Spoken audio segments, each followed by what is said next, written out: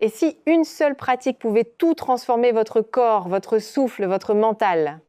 Vous connaissez la litanie, bougez plus, prenez soin de vous, mais courir fatigue les genoux, soulever des poids tend les nerfs.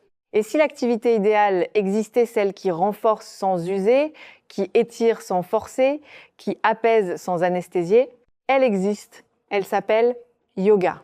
À 25 ans, le corps commence déjà à se refermer, les hanches se crispent, les épaules se voûtent, toucher ses orteils devient un exploit, porter un carton au grenier, une épreuve. Ce n'est pas la vieillesse, c'est la sédentarité qui rouille nos articulations, tend nos tendons, étouffe notre mobilité. Le yoga dérouille, pas avec violence, avec intelligence.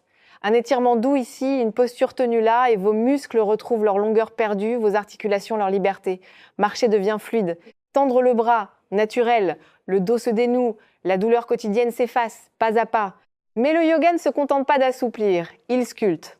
Tenir la planche, soutenir son propre poids dans le guerrier, stabiliser chaque fibre pour ne pas vaciller.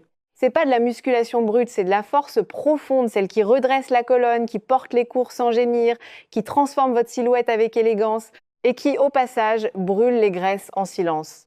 Et puis, il y a le souffle. Fermez les yeux, respirez profondément, sentez ce calme soudain envahir la poitrine, ralentir le cœur, apaiser le mental.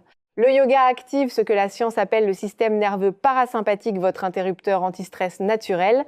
Le cortisol chute, le rythme cardiaque ralentit, l'esprit enfin se pose. Certaines postures deviennent méditation, tout votre être concentré sur un équilibre, un micro-ajustement, un souffle, plus de notifications, plus de to-do list. Juste vous, présent, vivant.